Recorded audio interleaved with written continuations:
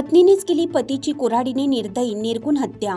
तब्बल 2 महिने घरातील शौचालयाच्या शौचखड्ड्यात प्रेत ठेवले पुरून। तालुक्यातील खुंटवीर जवळील मालकोंदा येथील मयत इसम यशवंत मोहन ठाकरे वय वर्ष 42 राहणार मालकोंदा हा 14 एप्रिल 2025 पासून घरातून मजुरीकरिता गुजरात राज्यातील बिलीमोरा येथे गेला आहे, असा आरोपी पत्नी प्रभा यशवंत ठाकरे वय वर्ष 38 हिने सासरे मोहन ठाकरे यांना सांगितलं। तदनंतर ती स्वतः मजुरीकरता बिलीमोरा येथे निघून गेली। घरच्यांनी यशवंतची नातेवाईकांकडे शोधाशोध सुरू केली। कामासाठी बाहेरगावी गेला असेल तर तो घरी परतणार या आशेने घरचे आई वडील वाट पाहत होते। पाऊस सुरू झाला तरी अद्याप तरी यशवंत घरी का येत नाही, शिवाय त्याची पत्नी प्रभा ही पतीचा का शोध घेत नाही। सुमारे 2 महिन्यापासून बेपत्ता असलेला यशवंत कामावरून घरी न परतल्याने संशयाची सुई प्रभाकडे अधिकच बळावली। घरात तपास केला असता घरातील ओसरीवर खड्डा खोदून शेण मातीने सारवलेलं दिसून आल्याने मैताचे वडील मोहन ठाकरे यांना संशय आल्याने पोलीस ठाण्यात सुनेविषयी तक्रार दाखल केली।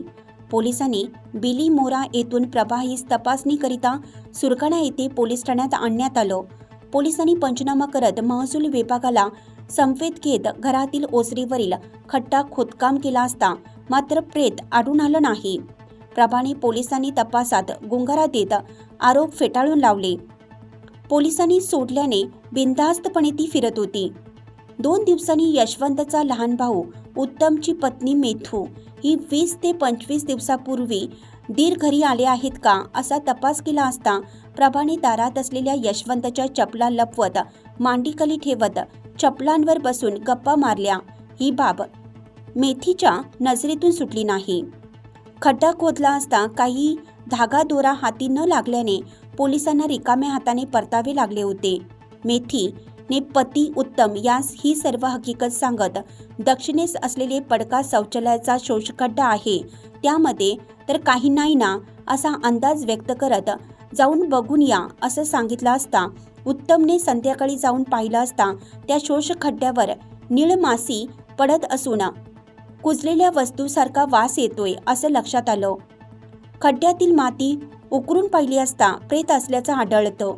तातडीनं पोलिसांना कळवण्यात येऊन चौकशी करता मैताची पत्नी प्रभाला ताब्यात घेऊन चौकशी केली असता मीच कुऱ्हाडीच्या फाशाने डोक्याच्या मागील भागात टोला मारल्याने तो मयत झाला असल्याची कबुली दिली आहे।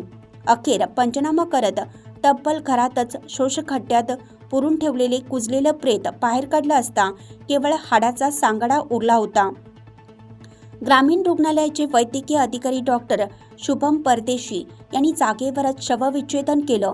शरीराचे मांस, धड, हात पाय असे 3 तुकडे करून गोणीमध्ये भरून शौचखड्ड्यात प्रेत टाकून माती, मुरुम, भाताची पोतेरे, प्लास्टिक पिशव्या टाकून त्यावर वास येऊ नये म्हणून फॉरेस्ट तसेच औषध टाकून प्रेत घरातील शौचालयाच्या शौचखड्ड्यात पुरलं होतं। हे सर्व एकटी पत्नी करू शकते का? कोणी मदत केली असावी का?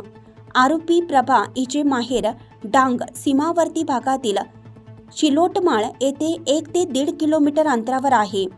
या बाबतीत शंका व्यक्त केली जात आहे। हत्येचं नेमकं कारण समजलं नसून पुढील तपास पोलीस निरीक्षक राहुल मोरे, नायब तहसीलदार मोहन कुलकर्णी, पोलीस उपनिरीक्षक अण्णासाहेब तिके यांच्या मार्गदर्शनाखाली पंडित खिरकाडे, संदीप पगारे, रमेश चव्हाण, मनोज चव्हाण, गणेश आव्हाड, लहुदास गायकवाड, रमेश महाले तसेच फॉरेन्सिक लॅब नाशिक हे करत आहेत। मारेकरी पत्नीच्या पोलिसांनी मुसक्या आवळल्या असून गजाड केला आहे।